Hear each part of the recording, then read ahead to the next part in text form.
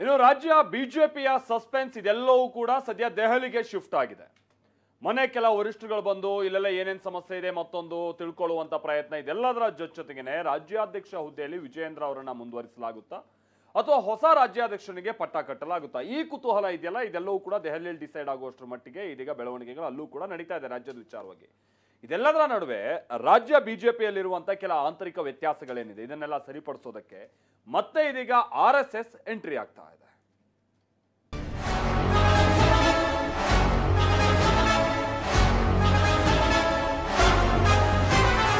ಯಾರು ಅಧ್ಯಕ್ಷರು, ಯಾರು ಏನು, ಯಾರು ಹೇಳಿದ ಡೈರೆಕ್ಷನ್ಸ್ ಅನ್ನು ಕೇಳಬೇಕು.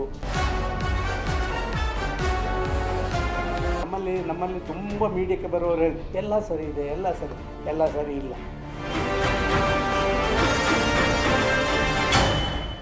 ವಾರದೊಳಗೆ ಆಗಬಹುದು, ತಿಂಗಳಾಂತ್ಯಕ್ಕೆ ಮುಗಿಯಬಹುದು. ಬಿಜೆಪಿ ರಾಜ್ಯಾಧ್ಯಕ್ಷರ ನೇಮಕಾತಿ ಸುದ್ದಿ ಕೆಲವು ತಿಂಗಳುಗಳಿಂದ ಜಗನ್ನಾಥ ಭವನದ ಕಾರಿಡಾರ್ಗಳಲ್ಲಿ ಗಿರಕಿ ಹೊಡೆಯುತ್ತಲೇ ಇದೆ.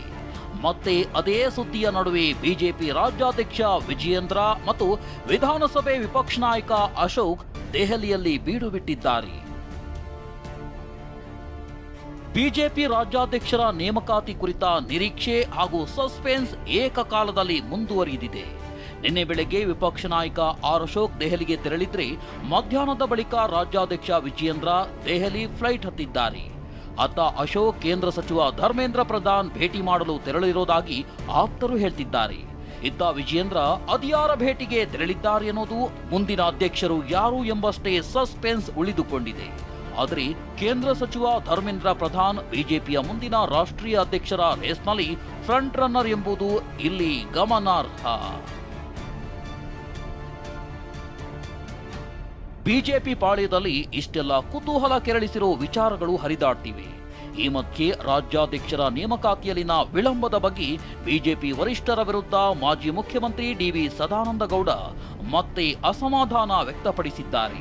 ನಮ್ಮ ಕೇಂದ್ರದ ವರಿಷ್ಠರು ಸಕಾಲಕ್ಕೆ ಇದನ್ನು ಮಾಡುವುದರ ಬದಲು ಸುಮ್ಮನೆ ಪ್ರೊಲಾಂಗ್ ಮಾಡ್ತಾ ಇರುವಂಥದ್ದು ಇಡೀ ಕಾರ್ಯಕರ್ತರಲ್ಲಿ ಒಂದು ಆತಂಕ ಮೂಡಿಸಿದೆ. ಆತಂಕ ಅಂದರೆ ಒಂದು ಚೂರು ಕನ್ಫ್ಯೂಷನ್ಸ್. ಯಾರು ಅಧ್ಯಕ್ಷರು, ಯಾರು ಏನು, ಯಾರು ಹೇಳಿದ ಡೈರೆಕ್ಷನ್ಸ್ ಅನ್ನು ಕೇಳಬೇಕು. ಖಂಡಿತವಾಗಿಯೂ ರಾಜ್ಯದಲ್ಲಿ ಹೊರಗೆ ನಾವು ಅದಕ್ಕೆ ಹೇಳಿ ಇದಕ್ಕೆ ನಮ್ಮಲ್ಲಿ ತುಂಬ ಮೀಡಿಯಾಕ್ಕೆ ಬರುವವರು ಎಲ್ಲ ಸರಿ ಇದೆ, ಎಲ್ಲ ಸರಿ ಇಲ್ಲ. ನಮ್ಮಲ್ಲಿ ಆಂತರಿಕವಾದಂಥ ವ್ಯತ್ಯಾಸಗಳು ಒಳಗೇ ಕುದಿತ ಈ ಬೂದಿಯೊಳಗಿನ ಕೆಂಡದ ರೀತಿಯಲ್ಲಿ ಆಗ್ತಾ ಇರುವಂಥದ್ದು ಕರ್ನಾಟಕ ರಾಜ್ಯದ ಬಿಜೆಪಿಯಲ್ಲಿದೆ. ರಾಜ್ಯಾಧ್ಯಕ್ಷರ ಚರ್ಚೆಯ ನಡುವೆ ಮಾಜಿ ಸಿಎಂ BS ಯಡಿಯೂರಪ್ಪ ಇಂದು ಕೂಡ ಬಿಜೆಪಿ ರಾಜ್ಯ ಕಚೇರಿಗೆ ಬಂದು ಹೋಗಿದ್ದಾರೆ. ಇಷ್ಟೇ ಅಲ್ಲದೆ ರಾಜ್ಯ ಪ್ರವಾಸವನ್ನು ಕೈಗೊಳ್ತಾರೆ ಎಂಬ ಸುದ್ದಿ ರಾಜಕೀಯ ಪಡಸಾಲಿಯಲ್ಲಿ ಹರಿದಾಡತೊಡಗಿದೆ.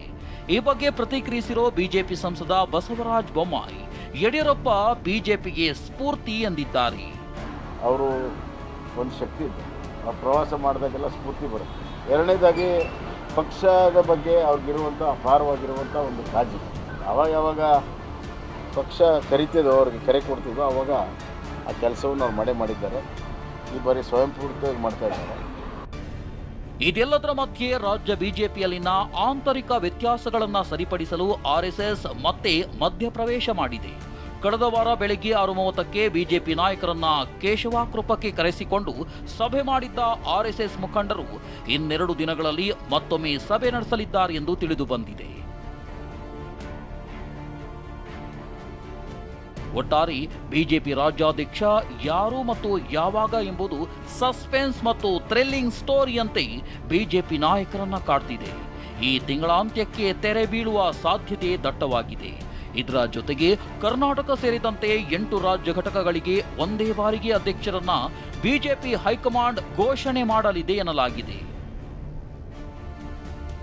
ಕಿರಣ್ ಹನಿಯಾಡ್ಕ, TV9 ಬೆಂಗಳೂರು.